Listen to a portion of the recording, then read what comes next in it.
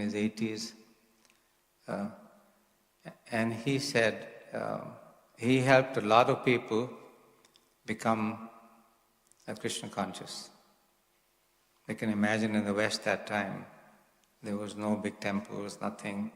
So simply by doing classes, he helped a lot of people understand what Prabhupada was giving, the books, the transcendental knowledge, this wonderful lifestyle.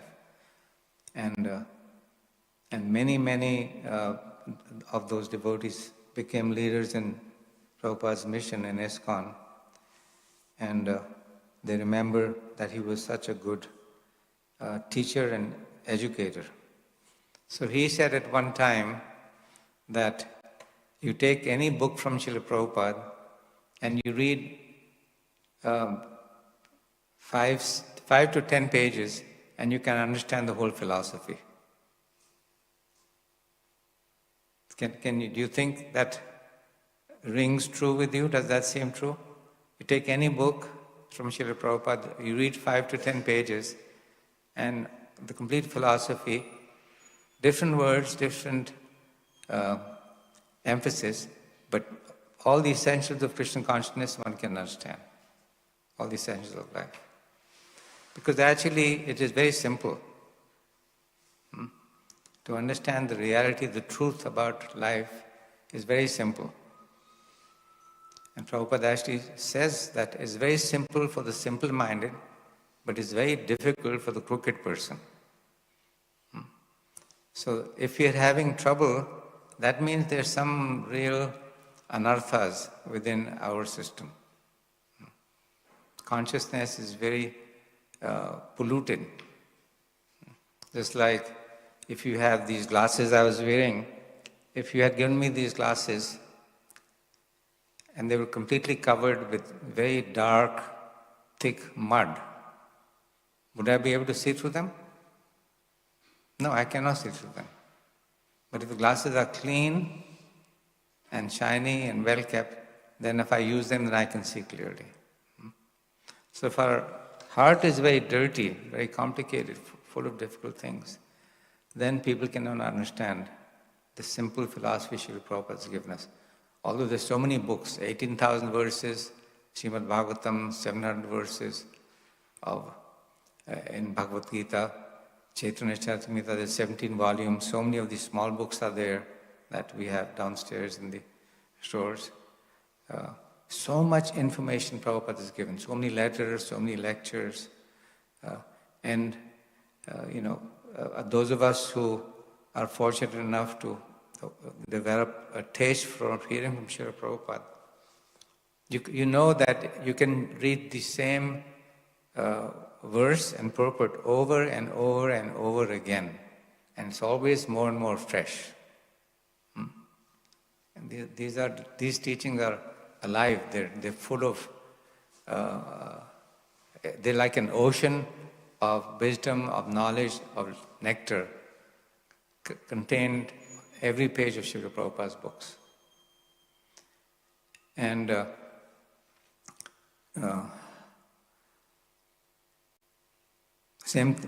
as we were during the last 2 hours, the holy name of Krishna, one of the verses that came, Prabhupada was speaking in Nairobi, that as one develops the taste for chanting the holy name, then it just opens up a whole new world of reality, of existence, of truth. But if we are full of dirty things in our heart, that means we are acting against our best interest. Then it becomes very difficult. Another example Srila Prabhupada gives is kheer, sweet rice. You take kheer and sweet rice, it's very wonderful to have. We all look forward to these wonderful preparations that are offered to the Lord, and then we get remnants. But if the sweet rice is mixed, you put all kinds of salt and dirt and horrible things in it, what will be the taste of the sweet rice? We will not want to eat it. So the pure name of Krishna our relationship with Krishna, our happiness. Downstairs we have this sign, yoga for happiness. Yoga is a choice. Happiness is a choice. Yoga for happiness, happiness is a choice, not by chance. So we can choose to take the pure taste of serving Krishna, chanting His holy name, or we can choose to mix all kinds of dirt in our practices, and then it becomes very difficult. Then actually people say, I don't have time. I used to love chanting Hare Krishna, but now I don't have any taste anymore. So why does that happen? People love chanting Hare Krishna, they read Prabhupada's books, and then taste is no longer there. Because we have mixed in all kinds of horrible things in our practices of devotional service. Every morning we're chanting the 10 offenses. So the Maha Mantra should be chanted, yes. We should always chant 24 hours a day. But we have to chant without offenses. Then the taste is there. Then the taste stays, and it increases and increases and increases. So, in this verse, as I was saying that this devotee used to say, a few pages you can understand almost the whole philosophy of Vedic literature and the whole purpose of our existence and this world that we're in. There's millions and billions of people walking around all over the planet saying, I think the purpose of life is this, I think the purpose of life is to do that, to acquire more, or to drink, or to smoke, or to eat what you want, or, do your own thing. You do, what is it, expression? You do you, I do mine. You do you, I do me. You know what that means? You do you, I do me. That means you do what makes you happy, I'll do what makes me happy. And if that changes, then same thing. You do what makes you happy, and I'll do what makes me happy. But it doesn't work like that. So let's read some of these points from this verse in purport, and see how much ignorance is removed just like that. Just by hearing a few words, the ignorance is just removed.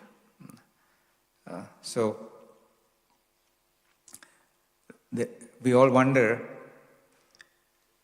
what is this, or people generally wonder, how this creation has come about. So many planets in different orbits and different shapes and sizes, different distances from each other. In huge universe, the sun is there, billions of miles away, the moon is there. How all of this has happened? Even here we are sitting in the temple and we are discussing. But the surface of this little area that we're sitting on is moving at a very fast speed. The whole earth is moving at a very fast speed. And then it's also the rotation and the revolution, both things are going on. Are we aware of that? Are we aware that this whole place that we're so-called sitting in is moving at a very fast speed? Anybody's thinking like that? Why? Why can't we understand these things and be conscious of them? We're affected. We're also designed to have very limited sense perception. This is explained here. The difference between the Paramatma and the Atma. The Super Soul, Paramatma, he's always in full transcendental knowledge, right? We read? He's always in full transcendental knowledge. He's always fully enlightened in his transcendental position. But we are not. We're very dull-headed. Very small intelligence. Very small sense perception. Very little awareness. Do we know that Krishna is within us as Paramatma? No, we don't. Do we know what is happening within this body all the time? All the blood is moving, all the breathing is going on, all the muscles are working in a certain way, the organs are working in a certain way, the voice box is working a certain way. These words are coming out. I can put words together. My mother, 96 years old in this body. She's in Delhi. She was here a couple of years ago, right? 2 years ago? Yeah. So then she had a stroke. All Lord's arrangement. Stroke was 2 years ago. She had a stroke and then and all of you should be careful of this. How she got the stroke? That she she was invited to some wedding ceremony and they insisted she should go and she wanted to go. She went for this wedding ceremony and she had some very heavy fried foods. And Prabhupada talks about these kinds of things. So by taking this heavy fried food, the next day she got a stroke. And doctors say that was the reason. And then 2 weeks later she had another stroke. So now, as I'm speaking and all of us can speak, she cannot speak. When she tries to say something, the words do not come out. She cannot put the words together. We don't know whether she can see, because sometimes strokes, they will affect the vision. Her teeth are gone, she cannot eat. So they have to make into liquid one bowl of whatever is there, and the nurse is feeding her with this spoon all the time. Cannot bathe, cannot change her clothes, cannot speak. We don't know whether she can hear, we don't know whether she can see. It's very sad to see what happens to each one of us as years go on. And it'll come very quickly. She is 96 now, but just a few years ago, we were not thinking this would be her condition. What to speak of 10, 15, 20, 30 years ago. We are not thinking for ourselves what will happen to these bodies. Just like we're not aware of this movement of the earth and the movement of the sun and the movement of the moon and the changes of the weathers and, this whole globe, this earth planet is moving and the oceans are hanging upside down, but the water is not falling down. They say law of gravity, but where the law of gravity has come from? Who's managing all of this? So that there's so little that we know, so little we can control, so little we are aware of. It's actually, from the viewpoint of the Lord, it's pathetic how ignorant we are. It's pathetic. Just like a teacher, we look at students and the students are new in the class and they know hardly anything. So the teacher understands this person is coming to my class and has almost no knowledge about the subject matter I'm going to teach. So when the super soul, when the lords, even when the demigods, they see our condition, they just think, poor people, they know so little, they understand so little. Just like if we were to see some ants are crawling, do we think that ant's life is a very good life? Are you thinking, I want to become an ant? I want to live like that? No. Because we can tell the ant's life, we have no attraction for it. So similarly, those who are liberated, those who are free from this ignorance, like Srila Prabhupada, they look upon our situation and they think, these people are in such an unfortunate situation. So then they try and enlighten us. So, similarly it is said here, the living entities are separated parts and parcels of the Lord, and the conditioned living entities who are unfit for the spiritual kingdom, they're thrown into this material world. So we are actually unfit to be in our homes. Our real home is somewhere else in the spiritual world, Goloka. And because we are unfit to be there, we are thrown into this material world like people being put into prison. We are actually prisoners. We are prisoners, and we simply are going from one part of the prison to another part of the prison, thinking that if I move to that part of the prison, I'll be happy. Life will be much better. I'll move from north side of the prison to the south side. I'll move from this wing to that wing. I'll move from this cell to that cell. Or in the prison, I will get some work. Instead of working in the library, I will work in the kitchen. Or if I work in the kitchen, I will, instead of working in the kitchen, I will be in charge of the exercise area. Or I will take charge of cleaning the prison.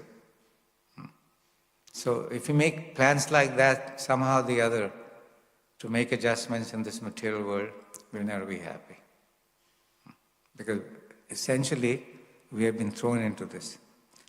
And then our greatest friend, it is described here, that he's our eternal friend, he's always with us. Krishna is always with us, but we are not aware. We are aware of our friends and our family and our neighbors and our politicians and our celebrities, but we are not aware, our children, our wife or husband.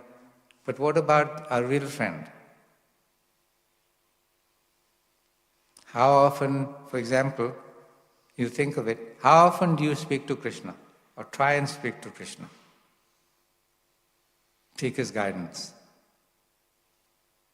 Just like you speak to your friends, right?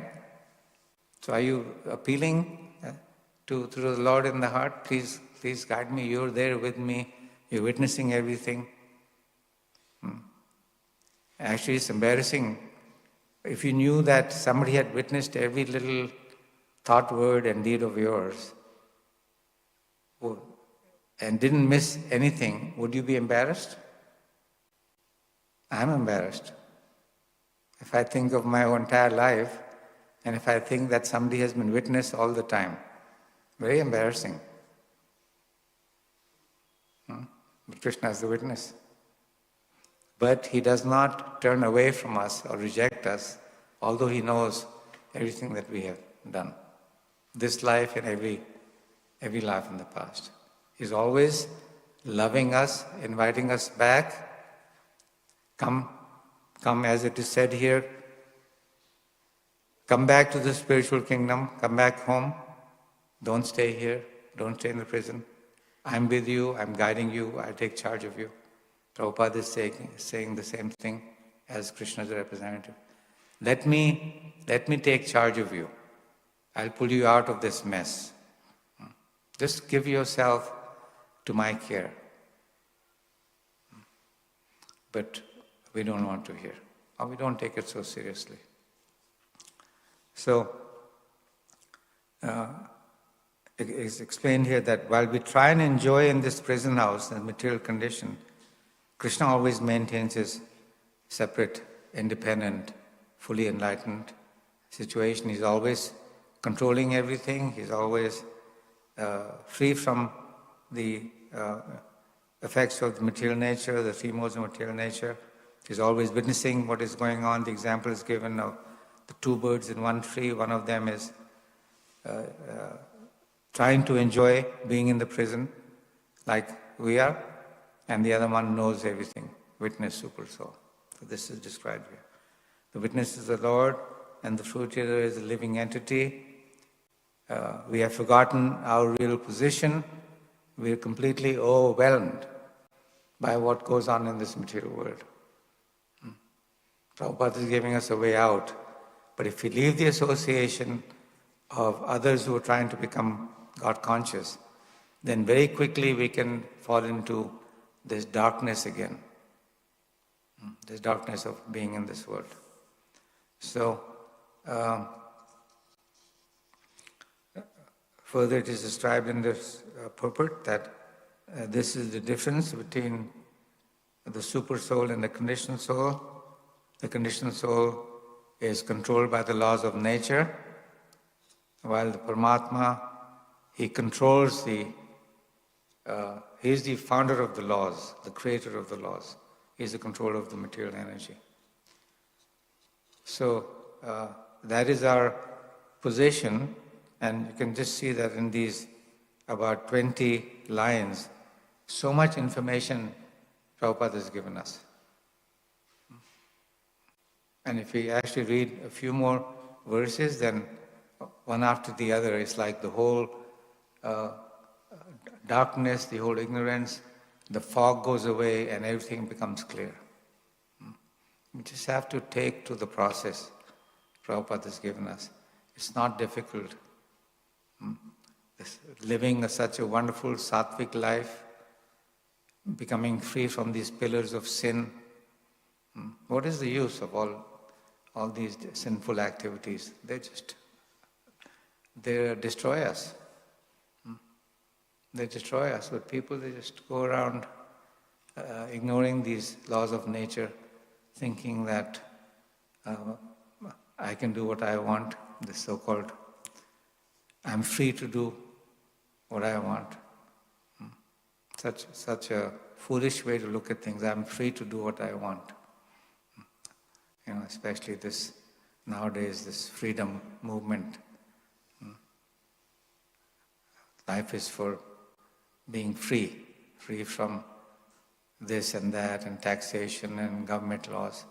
But the real laws are there in this universe, laws of Krishna, laws of God. Nobody can be free from these laws for one moment. So why not cooperate with Krishna?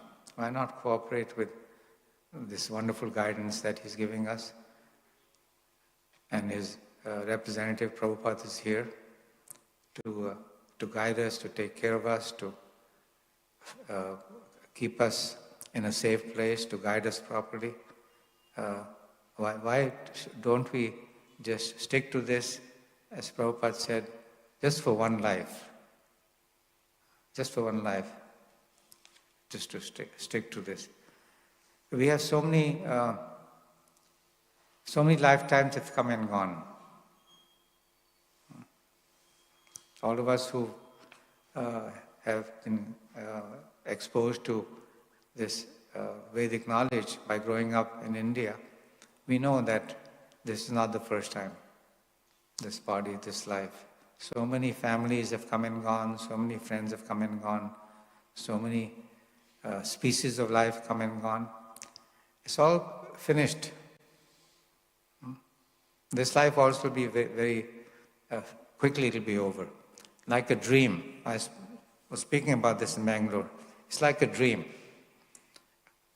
Any of you had a dream last night or 2 nights ago or 3 nights ago? You remember? Anybody? How about in the last 1 month? Anybody had? Almost everybody, no?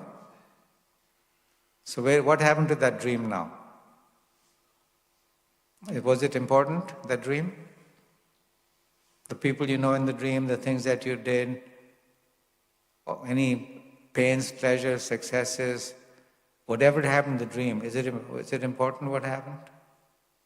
Are you wishing that you could have that dream again?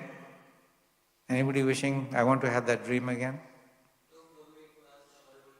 I'm sorry? Fearful. So you want to have it again? No. But even if it was a good dream, you want to have it again? Why? Because it's just a dream, no? Comes and goes. So that is the night dream, and this life, the acharyas teach us, Prabhupada teaches us, is a daydream. So is it important to you what happened 5 lifetimes ago? Is it important? What family you were in, where you lived, what species you were in, lower species, animal species, higher species. Maybe you were swimming in the ocean as a fish, maybe you were in cow's body, maybe you were monkey's body, maybe tiger, maybe some other species. Is it important? Do you wish to go through that again? No, it's over. Similarly, this life is like a daydream.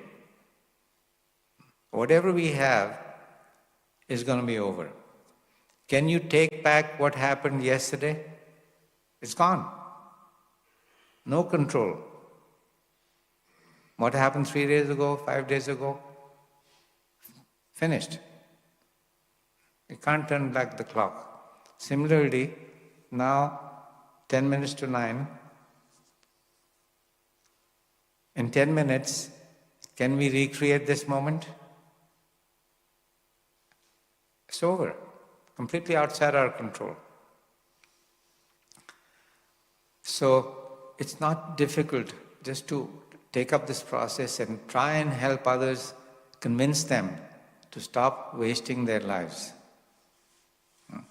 Not a little bit of this and a little bit of that, a little bit of sweet rice and a little bit of salt going in the sweet rice, mix it up, spoiling it. This is a simple process. Study Prabhupada's books, follow the principles, no drinking, no intoxication, so easy to do, especially for all of you, people that you know. No gambling, there's no big casinos here, this and that, and don't have to gamble. No meat, fish or eggs. Such a wonderful culture we have in India. The types of, how many, in the food lab, Prabhu, in Bangalore? Your food lab in Bangalore, how many items you, more than 1,000. 1,000 items they created, and they all came from different royal recipes, no? From what I remember? No. Yeah. 1,000 preparations. So in India, to observe no meat, fish or eggs, it's so easy to do. Because that is actually horrible food. It's full of blood and bones and mucus and veins and horrible, horrible food. But people in the West don't know any better. They're trying, but they have no idea that 1,000 recipes they created, and each recipe is amazing. And so, no meat, fish or eggs, no gambling, no intoxication, and if you want to have married life, family and children, then yes, one compatible relationship that you know that you can be loyal to each other and faithful to each other for your entire life. Not like in the West, always switching. The average marriage there lasts 8 years now. 8 years. And then after 8 years, the second time it lasts only 7 years. Second round. And then they say that by the time 4th or 5th marriage, then they feel like, okay, now I know somebody who got remarried at the age of like 78. They're getting remarried at the age of 78.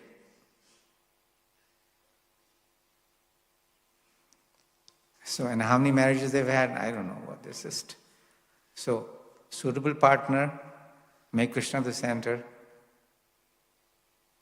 One marriage, couple of children, help them become Krishna conscious. It's going to be all over anyway. It doesn't last. Just be friendly, be nice, make Krishna the center. But it's all will be over. The dream will be over. Just like my mother, the nurse asked her 2 days ago, how many children you have? So then she remembered, she said, 2. I have 2 sons. Spoke in a very broken way, hardly could not understand her. So the nurse asked her, what are their names? Doesn't remember. So here's your mother, cannot recognize you, doesn't even know who you are anymore. cannot even take your name. Finished. Dream. So night dreams, daydreams, they're very insignificant. We just do our duty. But the goal is always, every day, the goal is, I must become Krishna conscious. I have no choice. I'll do my duties, I'll have good relationships, I'll help each other, but my goal is to please Krishna. I'm his part and parcel, as we read today, and my duty is to please Krishna and get out of this material world, get out of this prison. Like an intelligent prisoner, they're always thinking, when will I get out? In fact, you have seen that they mark on the wall in the prison how many days are left, or how many days I've been here, 10 days left, or 5 years left, or they're counting how many days are left they can get out of the prison. So we should be counting also. Every day you can take a notebook and mark, one less day, I want to go back home. Be with my real family, in my real home. Prabhupada used to say, I have come to teach you what? I have come to teach you what you have forgotten. So you already know this. This is, in the pure condition, this knowledge is already there. It's already there. All these books we're reading and everything, you will read and you will know immediately, yes, this is the truth. Because it is within you. Truth is already there. I've come to teach you, Prabhupada says, what you have forgotten. So we've forgotten our real home, we've forgotten our real family, we've forgotten our real pastimes, we've forgotten our real happiness, we've forgotten our real activities, everything we have forgotten.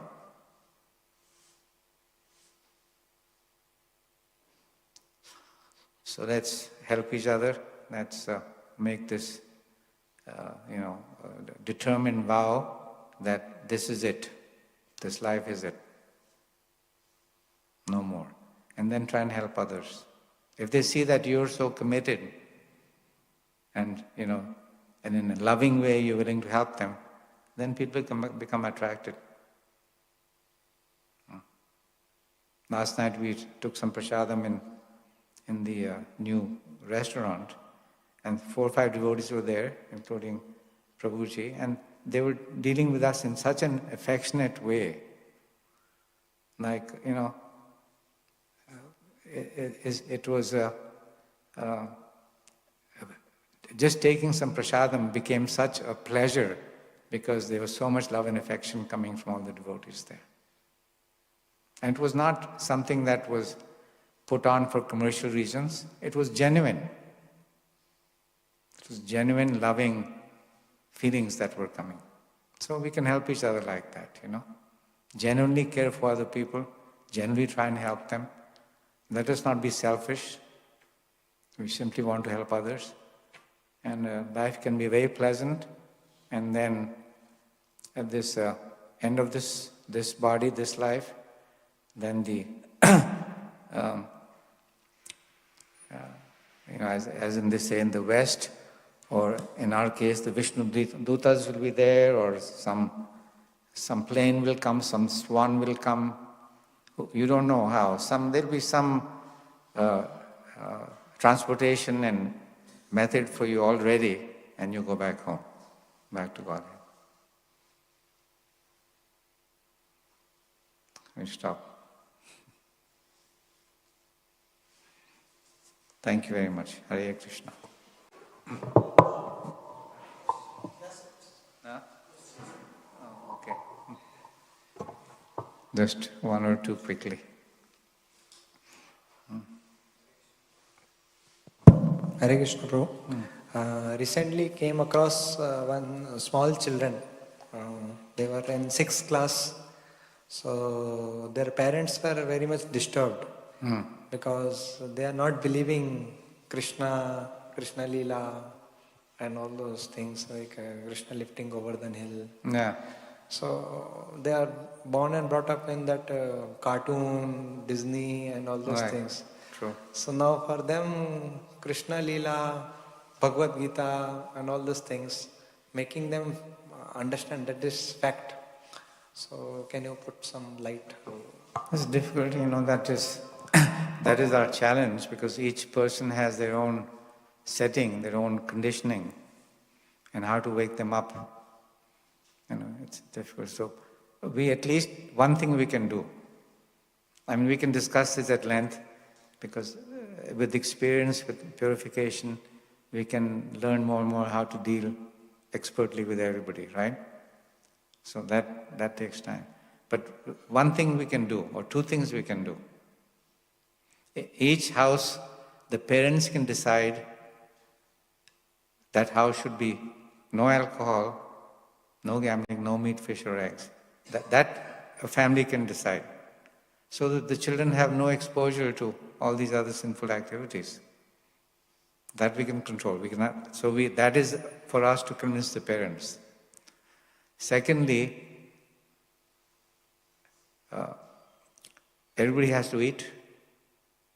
So we convince the parents that you offer everything to Krishna. And that is, Krishna Prasadam is our secret weapon, right? We are the kitchen religion. So that is our secret weapon. So everybody can make their house a prasadam-based existence in the house. So that we can do with the parents. The children will not have a choice. At least they'll be affected by that. And another thing we can do is sound vibration. Because if beautiful singing is there, then even the children, they'll hear it, there'll be some kind of attraction will be there. So bhajans, kirtans, mahamantra, some sound vibration, just like after class today, immediately as I was coming out, you put on Prabhupada chanting. And I couldn't walk away from it because it's so beautiful. You want to go back and hear it again, So find some sound vibration that children are attracted to. I have grandchildren. They have learned harmonium, they have learned mridanga, and now we have a kirtan at home, and you got this 5-year or 8-year-old boy saying, I want to lead. I want to lead. So somehow, because of the atmosphere, that effect is there, So it's a matter of creating different conditions. So we should, one of our goals, as we're doing with the Congregational Development Program, every house should become a temple. Every house should become a temple. And we have to teach people how to set up altars, how to offer everything, how to remove all the negative energies in the house. And it'll definitely have its effect. That is, as we were saying, Yes.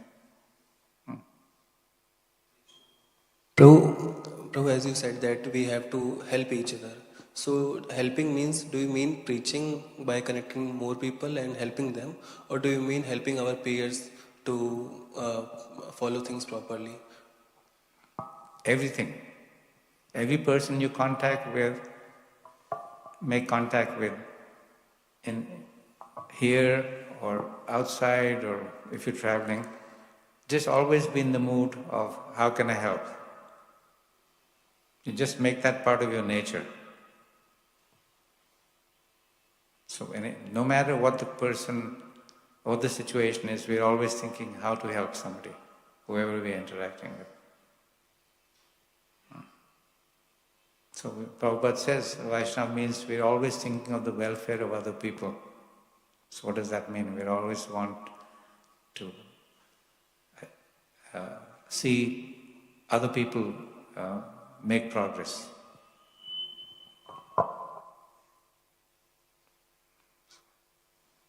Okay. Thank you very much. Shri Prabhupada ki jai.